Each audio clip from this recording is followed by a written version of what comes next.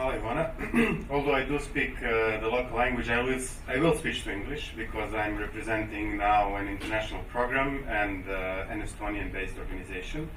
So it is real pleasure to be here, and I'm really thankful to the organizers, to the Ministry of Public Administration and NGO Secure for the invitation and for the opportunity to share with you some of the insights into our work, into the work of the organization I work for and the project that I will be leading.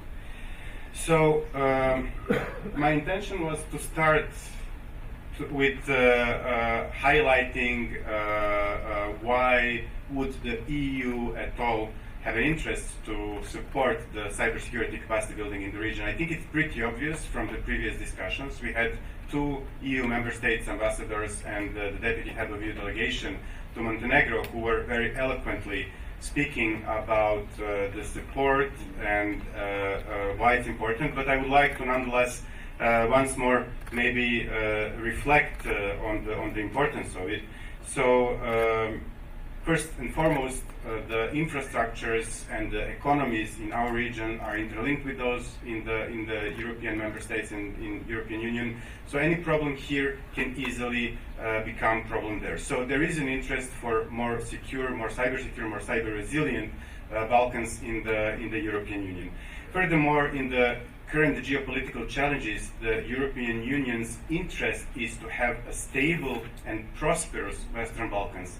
Hence, you've heard the big plans for the EU investments in the region, which involve the growth plan, which involved the Digital Europe program being completely open for the region. So these kind of tools and mechanisms are actually a real evidence that this is the key interest. Last but not least, even with our flaws, we are democracies here in the region, and we do share the values of the European Union. We are the shared space of values, and the region does have the membership perspective. So this all makes it really important for the EU to support the region. And EU has been in the region for a while. You've heard from previous speakers, and you will be hearing more later on during the day about some concrete ways that the European Union is supporting cybersecurity capacity building and resilience in the region. For example, one of the things that was mentioned very much was the Western Balkan, the WB3C Center, which has been established here in Montenegro. But in effect, actually, EU has been around for some time, and the first big regional program that happened in the region was in 2014, NCSEC program, which actually targeted Kosovo, North Macedonia, and Moldova. There were various bilateral activities and multilateral activities through instruments like TAEX. There were cybercrime projects, cybercrime capacity building projects which were implemented, and we heard obviously there's need for more of that because the capacities are not still there and the threat is very real. But what I will focus my presentation on is actually a couple of projects which have been and are being implemented by the organization I work for, the e-Governance Academy, to give you the concrete examples of how does the EU support the Western Balkans. And I will most of all reflect towards the end on the project that I am in charge of leading the team for, the Cyber Balkans. So, in the last couple of years, with EU funding, e-Governance Academy has, first of all, implemented a big regional study, which has focused on the legal aspects, on the operational aspects, on different aspects of the cyber reality in the region. Then it has implemented what you've heard also being mentioned here, the Rapid Assistance Program in 3 of the regional countries, North Macedonia, Albania, and Montenegro, and has started now, as of March, to implement a regional program, which I'm leading, Cyber Balkans, which is actually supporting all 6 Western Balkan IPA 3 beneficiaries. So, to give you a quick run-through of what was done and how it was done, the cybersecurity study was actually an attempt to inform the programming to help the EU make the support more coherent and more impactful. and to propose the remedy, you need to know the situation. So this study was done in the region. What is very specific for this study was it was not just done by Estonian or EU member state experts. They were participating and coordinating, but there were a lot of regional experts from each of the beneficiaries who contributed to drafting of this report, because the knowledge and understanding of the local context is irreplaceable for competent measuring of state of affairs. And then also, as part of this study, there was a high-level conference, the Western Balkan Digital Security Forum, which took place in Tallinn, Estonia, in June 2022, when these findings were validated with high-level stakeholders from the region as well.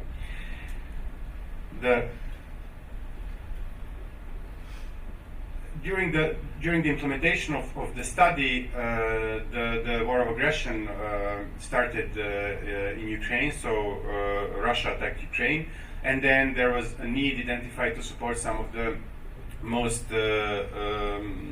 most exposed countries in a way in the region. So a rapid assistance project was launched, funded by the European Union through e-Governance Academy, which has delivered several things to the region, and in the next two slides you will see a couple of those. I won't go list one by one. You've heard some of those being mentioned. You will be able to see some very concrete parts of that support, like Patrick, who will be speaking later in the program. Patrick was one of the expert advisors who was actually deployed to Montenegro.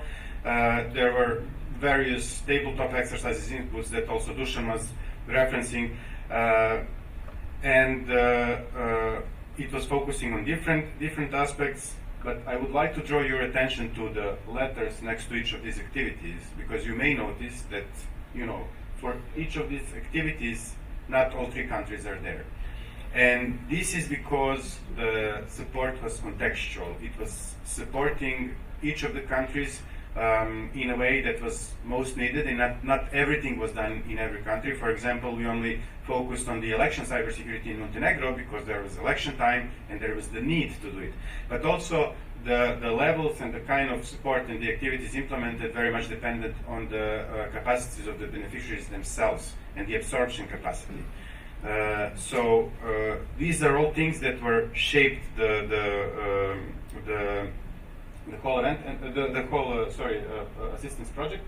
And also what I would like to draw your attention to was a regional technical live fire cybersecurity exercise. This is something that was done in June, and it was a really interesting and engaging exercise where there was an actual team of bad guys, hired bad guys, who were attacking the incident responders teams in 3 countries simultaneously on virtual systems, but who are simulating the attack on several countries at the same time, on the infrastructure of several countries at the same time.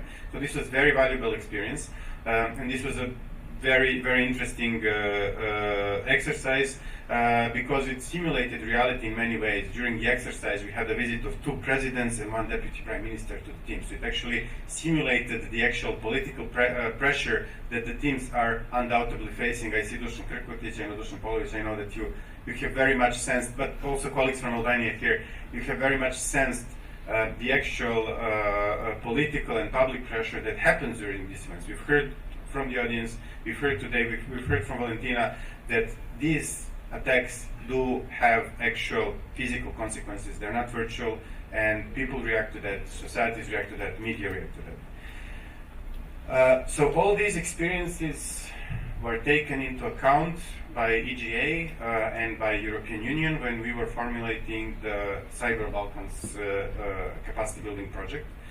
So this project is supposed to be, unlike the rapid assistance, this one has a longer timeline. It has a wider portfolio, and it's supposed to be kind of a more of a broader framework for support and more of a structured support to the region. So the project started in March. It just recently finished the inception phase, where we have defined all the activities, work packages in more detail.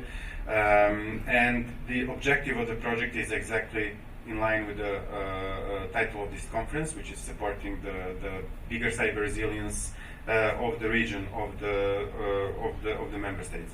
So in this case, EGA is not the only one who's implementing the project.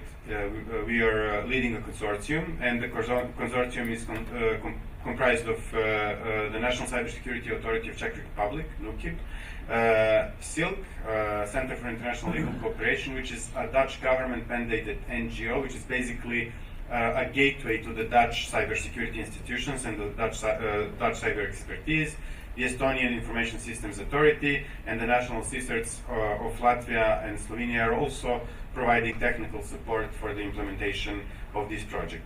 And I believe this is really important because we've heard also multiple times today that attacks on, and I think the US ambassador also put this very well, that attacks on the critical infrastructures are reality. They are going on. So it's a cat and mouse chasing game all the time, and having diverse experiences and diverse approaches is something that is very valuable. And we are very directly bringing in the six partners with different models, with different views. Even if they're from the same country, working in different institutions, they might have different perspectives, and this all adds value and brings value to the stakeholders in the region, because we are all building the boat as we are sailing, even the more mature and the most mature EU member states in terms of cyber resilience.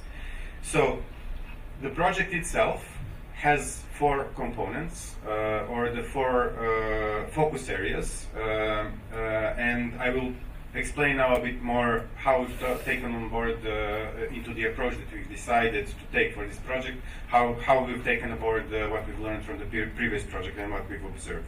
So first of all, the 4 components for the project are supporting the development of the national cybersecurity governance, more effective cybersecurity governance, but also in relation to that we have an awareness raising component, because any form of governance to be effective, it needs to be communicated. Everybody has to be aware that it's in place and that it's there to be used and can be used and should be used. But also to have a good governance model, you need to involve a bit wider group of stakeholders than maybe the usual suspects. So it's not just the government. We've heard multiple times today, and we will be hearing about this probably even more as we move forward, the importance of having the perspectives of the academia, private sector, but civil society as well. The second component is focusing on legislation and is supporting the region in aligning with NIS2 directive as the golden standard of the EU and the EU member states. But it will not focus only on that, it will also touch on the international law and the importance of the rules-based behaviors in cyberspace, hence also touch on the cyber diplomacy in the second component. The third component of the project relates to cybersecurity risk management. It's actually all about raising capacities for making the risks which are there, which are unavoidable and which will exist, to make them more manageable. There is experience, there are intelligence feeds, there is information on which we can base build in some predictability into our systems, into our behaviors, into our rules, to make the risks of disruptive cyber attacks lower, to make them hopefully acceptable. I believe we cannot avoid them completely, but at least to make them more acceptable. And last but not least, responding to incidents, as we have painfully seen in the region on multiple attacks, most notably on those on Montenegro and Albania, is really important, and we will continue supporting the build-up of cybersecurity incident response teams in the region. But the way we will be approaching these 4 components is that we don't see them as 4 separate things. They are all very much interconnected, and I will give you a very concrete example. Deputy Head of EU Delegation mentioned a regional event focusing on legislation and governance, which took place at actually exactly this same room a few weeks ago. And this is actually an event where we combined, it was our first regional event, and we decided to focus simultaneously on legislation and governance, because we see the change of governance as a change of there needs to be a change in practice in how things are done. But to do that, to make that change sustainable, you need the legislation. So you need to think of legislation and the governance reform simultaneously. Equally, also, you can't just transpose NIS or any other kind of directive from EU or US or any example that you might decide to take that, for example, Valentina also showed. So in essence, they all have the same logic, they all have the same aim. But you can't just do copy and paste. It all needs to be contextualized. It all needs to actually create an impact, create a change in real lives, hopefully for the better. So we see those as interconnected. And also what we've learned, you've heard me also speaking about different activities implemented in different countries, with different beneficiaries. So we have taken this on board into this project. So we have 3 levels of activities. So some of our activities will be done regionally. Some will be done for all the beneficiaries together. Some will be done for subgroups of beneficiaries, and some of the assistance will be tailored directly to each of the beneficiaries themselves individually. So on the regional activities, we want to acknowledge that there are common gaps in knowledge and understanding. So none of the beneficiaries in the region do really know how the EU legislative framework has been created, what were the debates and rationale behind it, and they would all equally benefit from knowing and understanding better, so they would transpose better the rationale behind it. For example, so there are these kind of common needs, common gaps, common knowledge needs. We want to do that together. It's practical. But also we want to encourage all the beneficiaries in the region to work with each other, to look at the problems, because we are all interconnected. So they have to be already sensitized very much, though they are, but we want to encourage this to be even further, to work together, to work with another, to change experience. And I'm really happy to see that today colleagues from Montenegro invited also colleagues from Albania to take part in this panel. And these are the things that we believe should happen even more. And we want certainly to encourage them through our project. So this element of peer learning, of peer exchange, this is also very important for the region, but not just the region, but also with the colleagues in the EU member states, but also with the wider community of like-minded states and countries and organizations in the world. So this kind of multi-layered approach facilitates for this.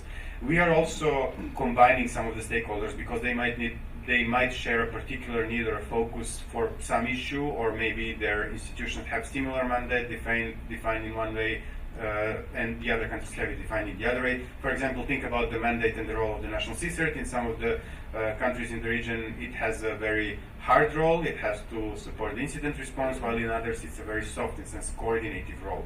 So those are different models, different approaches, and we acknowledge that some are more similar to the others. Last but not least, we are similar in the region. We share a lot of problems, issues, heritage, but we are also different.